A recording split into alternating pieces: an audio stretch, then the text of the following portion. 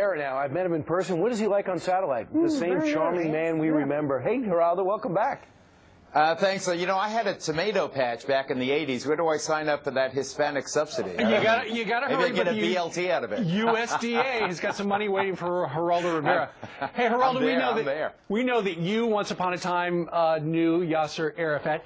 He's regarded, though, as the father of modern terrorism. And don't you think it was a gigantic error on the part of the White House advance team? There's Yasser Arafat right there. Yesterday, when the President of the United States was there with President Abbas, for him, the President of our United States, to be underneath that giant picture of Arafat. You know, Steve, I don't necessarily agree with that assessment. I did know Arafat from 1982 until 2002. I interviewed him many times over that long stretch. He's a very complex man. Yes, I think it is fair to say he's the father of modern terrorism. But I hasten to note that Menachem Begin, one of the founding prime ministers of Israel, also had the same label back in 1946 when he blew up the King Hotel. Well, they didn't put his picture up over the president. But let me get to Arafat. Arafat is generally regarded as the George Washington of the Palestinian Did George movement. Washington steal from the American colonies? This guy stole billions of dollars from his own people and then died.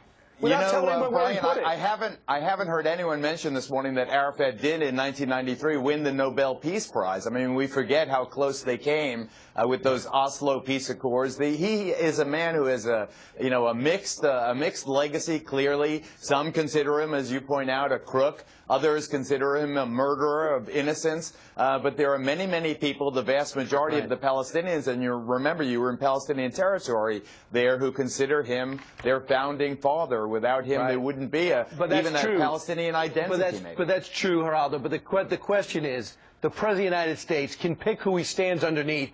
And this guy did kill people and did steal from people. And there's no doubt about it that Nobel Peace Prize should never have gone to him, because Bill Clinton said the biggest mistake of his presidency was banking on him to bring peace, because he was never sincere.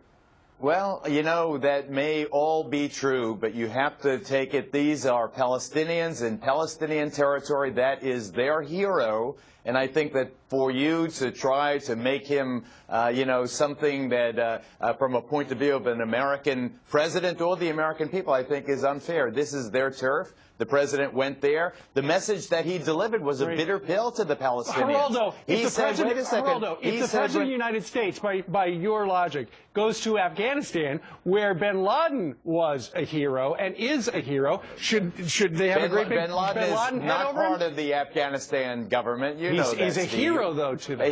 Karzai's brother is a better example. He was a dope dealer, and there were plenty of pictures, and he was held in high regard by the Afghan people. We can't impose, and I just think that, I want to stress that to just emphasize the one aspect of the man is one of the reasons we haven't been able to make peace. You make peace with your enemies, you don't make peace with your friends. He had no interest in peace. You know that. I spoke to him at great length in 2002. He told me the biggest mistake of his life was not taking Bill Clinton's 2000 peace plan. He told me that out of his own mouth.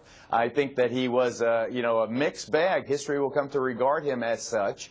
But remember, the Palestinian people, and that's who we're talking about here, do regard him as a hero. Yeah, well, Geraldo, you did know him, and their culture is very different, but being responsible for hundreds of bombings, hijackings, and assassinations makes a lot of people raise their eyebrows. We want to get your thoughts on this. Anna, there's a lot of bloodshed on both sides. Look at what just happened in Gaza. Many more Palestinians died, far more than Israelis. I'm just saying. The President of the United States tried very hard yesterday to get past all of this fog, speak directly to Israeli young people, and if you heard those people responding to President Obama last night, you would be very hopeful. Every time he said, we need peace, we need to move with two states, we need two independent sovereign nations living side by side in peace, they were roaring with their applause, and I think that that really is the headline today. They were very receptive. Not the silly staging of this press conference in Ramallah. And you know what? On that count, on the Arafat thing, we clearly disagree. All right, let's talk.